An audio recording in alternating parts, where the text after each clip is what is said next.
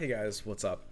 So it's a few hours after the reveal today, and I wanted to talk a little bit about sort of like the game design implications that a specific card here has on the metagame. Specifically, this video is going to entirely be talking about Hush, and kind of explaining something that I was saying.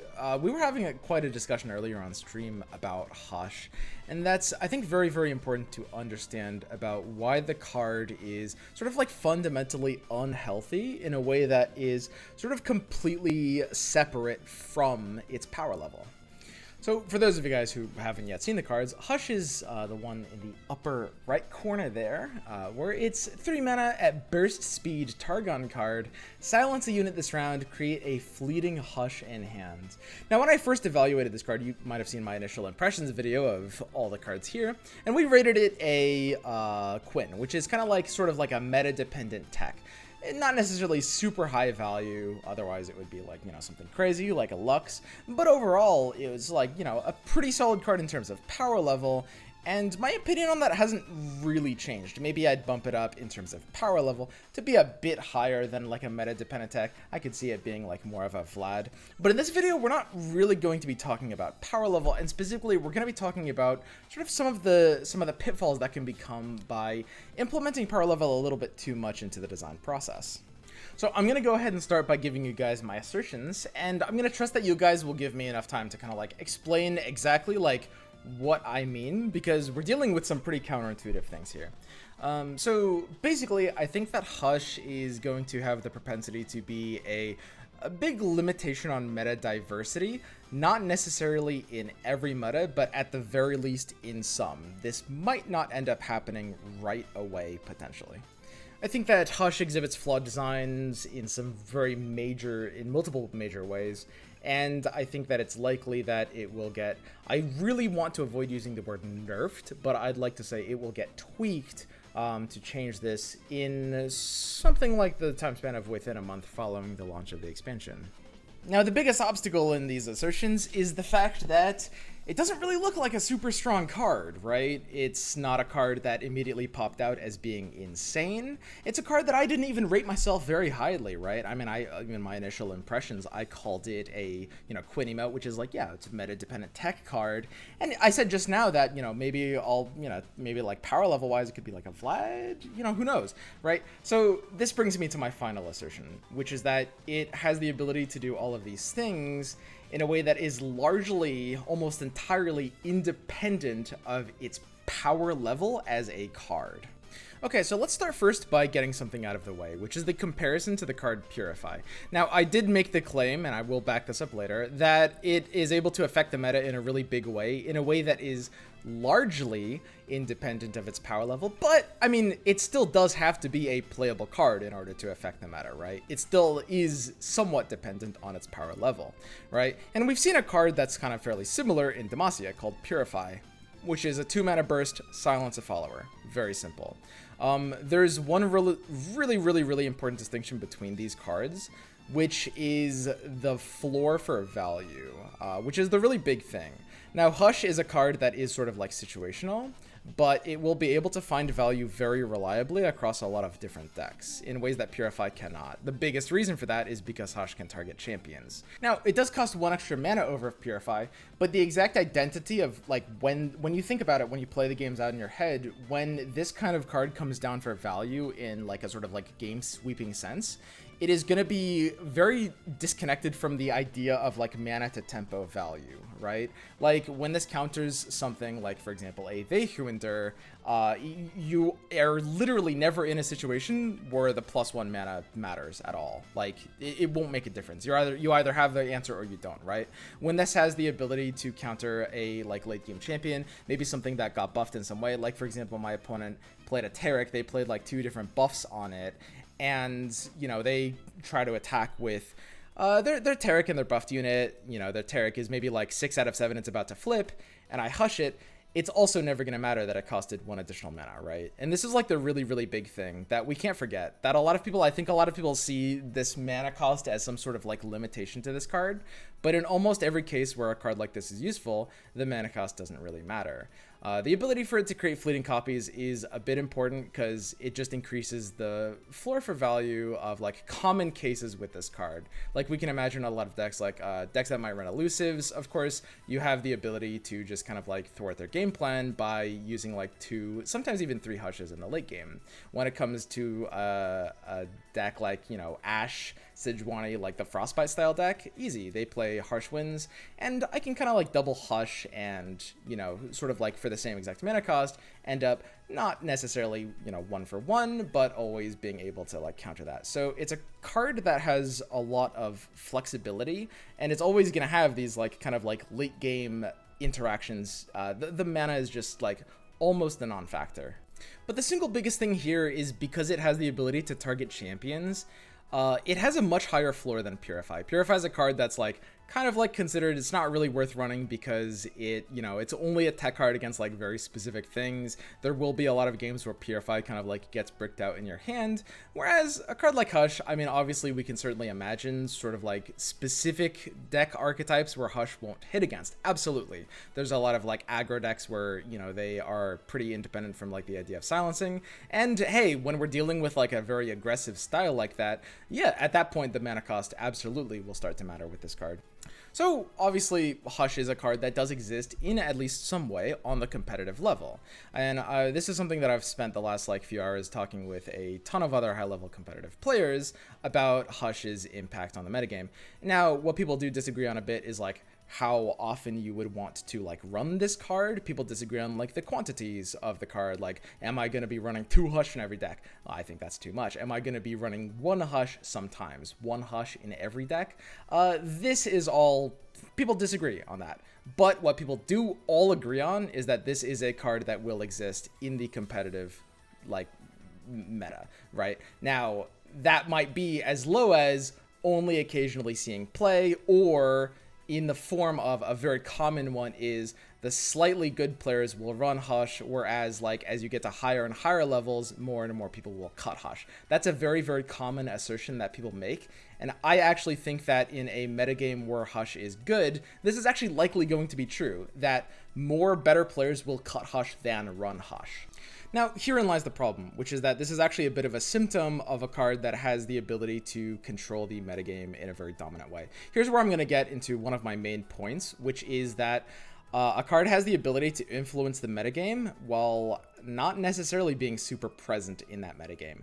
This is a pretty niche thing that happens in card games, but in every card game, we have basically seen examples of where a card that is able to counter the meta in such a large way, it's able to limit a lot of the ability to play decks in that meta while simultaneously being very, very, very absent, or at least largely absent from the same meta. This sounds completely paradoxical, right? This sounds like it shouldn't make sense. I'm talking about a card that has a pretty low play rate. It's running, maybe some people run it as a 1 of, some people run it as a 0 of, not a super high play rate, but still is able to, even given that amount of play, affect the decks that people play and just kind of like the ladder experience as a whole in a major way regardless. So, I mean, okay, how does that happen, right? Because that seems really weird. Well, this can typically only happen when a card generates a very, very, very polarizing amount of value. Polarizing means like in some cases it's like game-winning value, and in some cases not so much, right? So let's bring some numbers in to better explain exactly what I mean. So let's say Targon comes out, and immediately off the bat, let's say Hush is ran in 2/3 of decks. Now, Targon is the 8th region, which means that if we assume a certain level of like region diversity uniformity across ladder in the first week, which of course won't be the case, it'll be skewed Targon, but let's just assume it's uniform diversity from a region standpoint. There's 8 regions, and only some of them have access to like the kind of like mono allegiance sort of like even strategy to begin with. But what you'll find is like each individual region, Targon included, is going to represent roughly somewhere between 20 and 25% of ladder decks, right? Because again, each deck is 2 different regions. So it's going to be higher than the 12.5% that 1/8 of the game should be, right? 20 to 25% is going to be the range. Let's assume that at the start, 2/3 of Targon decks are running Hush in some quantity, somewhere between like 1 and 2 Hushes. That part, we can get into that, but it doesn't matter too much just for this broad explanation, okay? So we've got something like 20 to 25% of Targon decks are on ladder, and about 2/3 of them are running Hush, which means a total amount of the ladder that's running Hush is about 16%. Or better known as like 1/6 of ladder. Let's say like 1 out of every 6 games is against Hush. So you've got, 1/6 of the ladder is going to be representing this card, and it's also important to note, I mean, they often won't be drawing this card. Let's assume that, a few more people are running 2 of this card than 1 of this card, but you'll also keep it in the opening hand in matchups where it tends to be effective. So just because of the matchups where this card isn't drawn, let's go ahead and take that number 16%. Let's go ahead and take it all the way down to 10%, right? So it's like 10% of games where this card is going to be in the opponent's hand, roughly. And if you want to like nitpick and say, well, I think more people are going to be running 1 than 2, it's actually more like 8.5%. The individual percentages don't really matter too much. We're just doing like some broad math here. It's okay if we're like slightly inaccurate in our rounding. So here's the fundamental issue, which is the idea that from a meta ecosystem standpoint, the identity of a card that has a pretty low play rate, not even a super high play rate, will still have the ability, if the card is very strong, if the card hard counters a specific deck or a broad variety of specific decks, if the card is able to do that, then that 10% of states where the opponent has it in their hand gets added or subtracted, in this case, straight to win rate. When that 10% of the card in hand gets translated at a 1-to-1 ratio, going to the win rate stat, then suddenly we have a problem, because decks that this counters suddenly, I mean, if we're assuming this card is an auto win button, which it won't entirely be, but there are some decks that will basically have a really, really hard time winning against this card. They Who Endure has like an insanely hard time winning against this card. There is a lot of like cool new Mistwraith support. I actually think a Mistwraith archetype, you know what, let's just go ahead and pull it up here, actually. Why not? I have like several decks. Here's actually, ignore this Kaiba meme that's on your screen right now. That's unrelated to this argument. But here's, Precipic, a friend of mine, has made a lot of these like kind of like interesting decks for the new expansion, and a lot of them don't really work that well anymore, right? Like we have this idea of like the new Nocturne Mistwraith, which actually got like a cool amount of support, but ends up having like a really, really, really hard time against this one-turn silence, because of course we can silence champions. It's really hard for this deck to kind of like get their win condition properly online, right? We have the ability to, I mean, if we want to, this is more of like a mid-game like anti-finisher play, but we can do stuff to Cursed Keeper. Reasonably speaking, it's more about like the fact that this card will have a high floor for value, right? It's not going to be bricked out in the same way that Purify gets bricked out, right? So a deck that goes all in on Mistwraiths, expecting these like 7 attack fearsomes to be able to have some value at all, sometimes we'll be able to attack in late game positions, and suddenly they're like 2 or 3 Mistwraiths are just 2/2 vanillas, right? Which is like, I mean, that is kind of this deck's entire win condition. When this deck doesn't have like Nocturne or that, in those late game attacks, because keep in mind, you're not really using this card, you're not really using Hush in early game. It's about like getting like 1 or 2 triggers of it in the late game. Sometimes the dream situation, you're like triple Hush. It doesn't really have to do that. But yeah, there's a lot of like cool decks here. We've got like this idea of like Braum, Trundle buffs, like Mentor of the Stones on Braum. We have, Fury of the North, of course, is a very, very competitive, very common card that Hush will also like hard counter, and you can use it on other things too. This deck's using Battle Fury to try to get the like trigger off of Augur. We're using Augur for like the Overwhelm and regen. We're using Battle Fury in the main deck to have something for Augur to behold, and be part of our win condition by applying to like Braum or Trundle. Suddenly this is just like kind of no longer a deck, because like you look at a deck like this and you'll see how this deck basically can't win against this card. So you remember how we got that 10%. In 10% of those game states, assuming, we're generating a lot of factors, but 10% is going to be like, let's say average, right? In that 10% of game states, when they have it, how does this deck win? And when you have a scenario like that, where you have a lot of decks that actually can't win against this card, and when that 10% of the time being in the opponent's hand gets directly translated to win rate, suddenly you see the issue.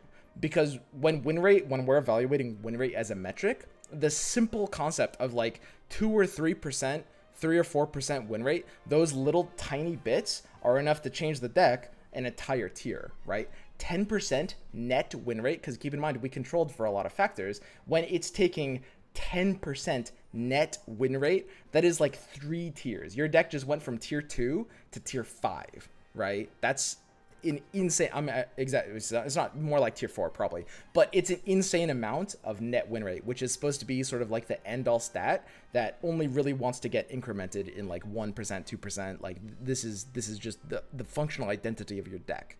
So now what usually ends up happening from the metagame perspective is a lot of people stop running these decks, right? A lot of people stop running the idea of like, you know, you look at these decks, people won't run this idea of like, you know, Mistwraith, Draven, Braum Trundle. Maybe some of these decks weren't going to be run to begin with. That's fine. This is just random examples. There's a lot more than like 4 archetypes that this card kind of like absolutely gut punches. Basically like every elusive deck, of course. And there's a couple of ways this argument can go from here. I think the biggest of which is that at this point in time, this is where you will see the play rate of Hush go down, right? Because people, you know, as the meta starts to stabilize, because everyone cuts decks that Hush like kind of just keeps out of the meta because of that level of polarization, because it goes like almost 1-to-1 draw rate to win rate, and that can happen just because it's such a hard counter. Suddenly, the first step is people stop playing these decks, and then the second step is the play rate of Hush goes down. Now this would enter what we call a Nash equilibrium, where eventually we'd have some sort of like stable is what we call like stabilization of the meta, which is it would eventually kind of like stay on an area and then effectively never move from that area ever again, right? And meta is never like truly stable, but it always approaches stability as a function of time, right? Okay, so you'll probably end up in a scenario where, you know, Hush play rates go down to like 4 or 5% instead of like that 10%, maybe even lower. But here's the thing. Even with those low play rates, you'll see how you are still heavily disincentivized from running these broad diversity of strategies, because again, those percents are coming out of your net win rate, right? Keep that in mind. When you're running a strategy that can't win against that effect, you still can't play those strategies. When your net win rate is down by 4%, your strategy is really, really bad and really, really clunky, right? And this is where we enter, like, you know, the counterlogical realm of meta ecosystems, which is this idea that a card, if it's designed in a specific way, even with a low ladder representation, even let's say it's got a low share of ladder, it can still affect the meta in a really, really major way, right? Like this identity of a concept that is like pretty unpresent from the meta, but still will make a lot of other things also unpresent from the meta, is something that can fundamentally happen, and it happens a lot in not a ton. It's like it's pretty rare in card games, but any card game that has a lifespan has dealt with this in the past. A good comparison is Big Game Hunter in Hearthstone, which is a card that was like so like polarizing in terms of its ability to keep down a lot of like different strategies that it itself actually stopped seeing a reduction of play. But that reduction didn't really let those strategies recover, because even at a small play rate, it's so swingy that it keeps those decks down at the same time. Interestingly enough, and I find this super interesting, unrelated, but this is actually the same exact fundamental mechanism when you have a virus that is actually sort of like burning through its host population. Because of course viruses of any kind aren't really meant to kill their hosts. It's always a complete accident when that happens. Most viruses that kill their hosts are because they think they're legitimately in the wrong host. Like most viruses that do anything like that are basically transferred from another species, right? Because there's no reason a virus would want to kill their host. No reason at all, right? It doesn't make sense. And when they do that, they sort of like burn through the population too quickly, and they end up burning themselves out, right? It's the same as you'll see with something like Hush, which is like, even though it's like, it ends up extinguishing itself, right? But not in a way that resolves the fundamental issue of its advent in the first place. I think this video just got demonetized by me talking about that, but honestly, I mean, it's super interesting, so I thought you guys should know that. So effectively, the card limits diversity, right? And meta diversity is one of the biggest objectives of meta design. In fact, I would say it's probably the #1 objective, but I would clarify by saying, like, when I talk about diversity, I'm not really, there's a lot of metrics for diversity. We can like consider like region diversity, or like kind of like archetype diversity, I think the best metric is probably play pattern or play style diversity. It's a very, very common problem that card games will have, like metas that sort of like seem different on a superficial level, but a lot of the decks are all just kind of reskins of other decks and everything's playing the same, even if they're different regions. And that's kind of a problem. That's why like play pattern diversity is probably like the most important thing.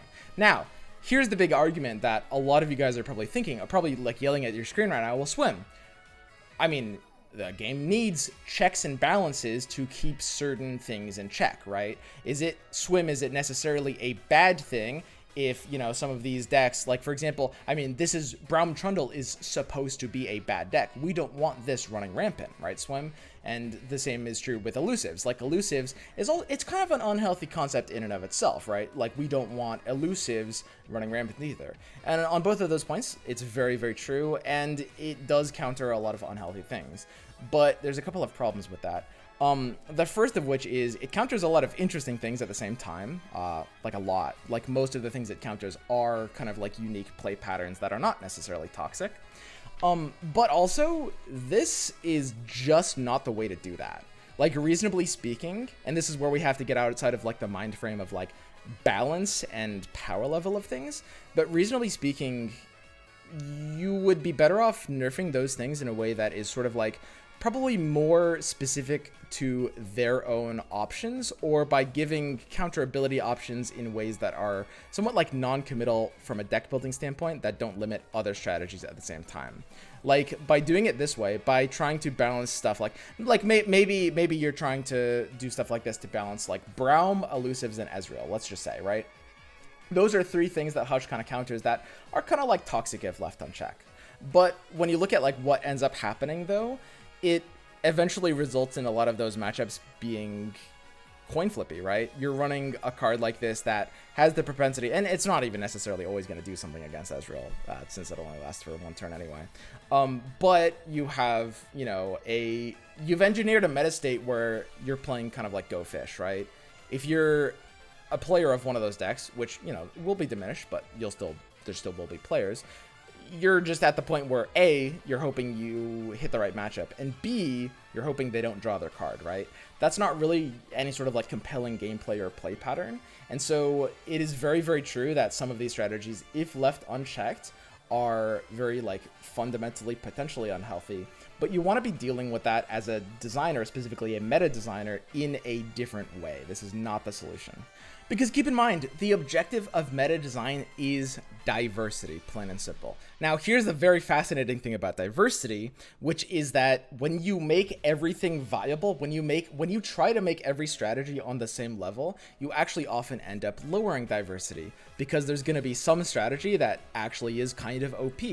And that will lower diversity, because when a strategy is OP, then you get to the problem where that will stop a lot of other things from being playable, right? So increasing viability, like trying to make every concept like competitively viable, isn't actually the way to go about engineering meta diversity. It's quite complex, and there's a lot of different ways of looking at it, right? But it is true that there should be some things keeping certain things in check, right? Very, very true. I'm not saying that all of these decks that Hush counters are necessarily healthy, but the problem with Hush is it takes a lot of collateral damage. It takes a lot of like cool, interesting decks down with them, right? It's just too broad in this way.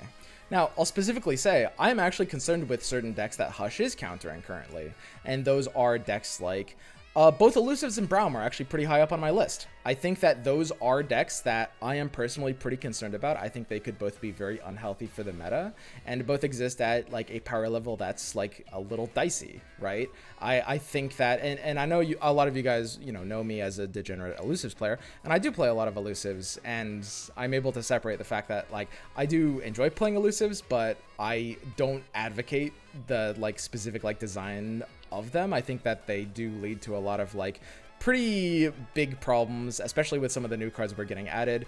I think that Elusives is pretty toxic in a lot of ways, absolutely. And objectively, it does need some kind of like tweaks. But again, this is just not the way to do that. Now, it is very possible that me and a lot of the other players are overrating this card's viability. I did say at the very start, you know, I think that this card, I don't want this discussion too much to be on this card's power level, because actually the power level doesn't matter that much, right? I was saying that it's able to do this even at a fairly low play rate, and again, it will probably be the better players that will cut Hush earlier than the weaker players. But the problem with that is it still doesn't matter, because there's going to be enough people running Hush for it to, you know, limit things. So what if there's not enough people running Hush for it to limit things? Because it is very possible for this card to be so weak. Maybe we're all overrating it. Maybe it's so weak that it actually won't affect anything. And to that I say, so what? That doesn't matter. I think that is a distinct possibility. I want to clarify that could happen. But I think it's a bit of a matter of time, because even if this card doesn't really affect the meta in the first like month, it kind of eventually will, almost no matter what. Like there will eventually, like if you go like, you know, into the span of like, you know, a year or two from now, it'll eventually just kind of like pop out of nowhere. But B, even also if that doesn't happen, that isn't really a good thing for this card either, right? My thesis here is basically that this card kind of like shouldn't exist, because I don't think that it's ever really, it is able to keep it's not pure bad for the meta. It does a few good things. It keeps a couple of things in check, but as I said, I don't think it does it in a healthy way. And the biggest thing is like, even if it's a little too weak to be able to limit the meta, because there is a point where that could happen, we come back to the same argument, which is, why does this card exist? Now, to go ahead and, you know, I think it's very, very easy to criticize without providing solutions. In fact, it's insanely easy, and I see YouTubers do it all the time, because it's a lot easier to find flaws in something than it is to generate solutions in those same things, right? It's in everything, in literally everything, in like movies, games, whatever. And there's a couple of different ways to take this solution here. I think that what I'd like to see is it not being able to affect champions, and it fulfilling a specific, like, you know, possible anti-meta niche opportunity as that, right? Specifically, if it was unable to affect champions, it would be sort of like a tech card, but in a way that I'll add a very specific asterisk. You can't run a tech. It would be sort of more like Purify, right? That's simple, which is like, I don't know if it would be doing a good job at like lowering play rates of stuff like elusives, but it would be able to do it in a way that could come out in metas where there were a lot more followers to silence than just elusives, right? I think Purify is a perfectly fine card. It's not really intended or designed to be a card that's going to be limiting metas in ways like that. It's more so like a very not limiting, solving metas, right? I think that if we're trying to, like, you know, clean up elusives, the best way to do it is to either like try to spread around the tools. So when you have something toxic, when you have something like elusive or Braum or Ezreal, you don't want to print like a tech card, because that just turns the game into go fish, right? What you want to do is you want to either nerf that thing in particular, or spread around tools that will make those matchups a bit better, right? You want to, for example, Fiora is a good example of this. Fiora has an all-in win condition, but because of her design identity, because of how she works and how combat works and how damage works in the game, pretty much almost every deck does have some natural way to play around Fiora, even in some cases just using game fundamentals. Like, for example, sometimes not playing a unit if it's just going to die to Fiora, right? That's fine, because you're giving everyone kind of tools to be able to do with it a little bit better, right? So, you know, I'm fine with, for example, when they're adding like, when they're adding certain cards that are like anti-spell, right? Like they release Targon and they give it Bastion. That's kind of nice. It's not really meant to be like a hard counter against something like an Ezreal deck, but you're spreading around the tools a little bit better. That's how you want to solve issues for like these kinds of toxic decks, right? You want to make sure everyone has a bit of an answer, to varying degrees, for sure. You should not give everyone an equal answer. That's not good either. But the idea of a tech card is something that I kind of, not in every case there's good ways to make tech cards, but almost every tech card I see is like a design that I personally despise. Obviously in Magic it's a completely different beast because they've got sideboards. Anyway, that's basically everything I had to say about this one. It's a conversation I had, I spent a lot of time talking about it on my stream, and I think it's something that's very, very easy to misunderstand. And I say that without any level of, I'm not trying to like patronize or anything. but it seems really weird, right? It seems so strange at first that a card could be both very unhealthy, but also not really that powerful of a card. And you'll see the same thing that was happening with like Deny and Will at the same time. And you'll see the same thing time and time again. This is not the last time it'll happen, but yeah, when Deny was 3 mana, there were still plenty of decks that were cutting it. I was running some decks that were in Ionia, and I was running 0 Deny in some decks. And I mean, it's not as if that didn't make sense, and maybe good players were running less Deny than bad players, and I think because of that, a lot of people concluded, well, Deny doesn't need a nerf. And here's the fundamental issue, and this is what I said at the very, very start of the video. I've said this word 3 times now, so I've broken my rule, but I don't like the word nerf, and I don't like the word buff. We should not be thinking about design as a function of power level. It's not, it is maybe speaking generally true that strong things need more nerfs than weak things, but that's not really the framework we should be thinking about design in usually, right? It's not about nerfing this card. I'm not making the claim that Rush is too good, right? It's about how this card is designed and how that design will impact the metagame ecosystem as a whole, right? And it's so important to start thinking like that, especially as a community, if we want to start making suggestions, because, you know, I mean, we have a great community and we have great devs, and people do listen to us. Like, the devs read Reddit posts, they read Twitter DMs, right? Like, it actually does matter. We shouldn't feel so disempowered to think that our opinion or our perspective doesn't matter. It totally does. It absolutely does. Like, I talk with the devs quite a bit. They're like, sometimes we think of them as like some like shadow council, like some semi-nameless figures. You guys might know like 1 or 2 names, but that's not how it should be, and that's not how it has to be. That's not really what they want either. I think it's something that we should all try to like make sure we have a better perspective on, not only being able to find, you know, flaws in things, but also provide solutions and make sure we're kind of like identifying flaws in the correct way. Because I see just so many people thinking about power level, about this card, like A, this card is not that good, I'm probably not going to run 3 of it, so therefore B, this card shouldn't get nerfed. And I actually agree with that, but only because the word nerf shouldn't even really be used in these discussions. You're right, this card shouldn't get nerfed. It should get tweaked. It should get changed. Absolutely.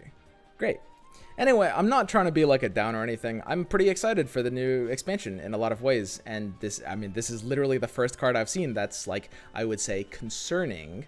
You know, it's not like I've loved every single card, but this is the first card that's been like outright concerning, right? And I actually do like the devs. I think, like I said earlier, I think that there's a very good chance that this card will get tweaked in that way, either by launch or within like a month or 2 of it. And worst case scenario, you know, maybe they do nothing, and then maybe sometime down the road, like 8 months from now, this card limits a metagame, and then maybe they'll address it then. And I think that'd be fine. I'd like to see something a bit more preemptive, but that's fine too. I do think that I think know the devs well enough to know that I think it's very unlikely that they will leave this in the game long term, you know, given its ability for these things. Anyway, that's it for this video. Thanks for sticking to the end. I really like doing these kinds of like, you know, long form analyses like this. It usually does very poorly on YouTube relative to like the short stuff, but no, I really appreciate it because this is the kind of content that interests me the most and that I feel like I'm able to contribute to uniquely the most.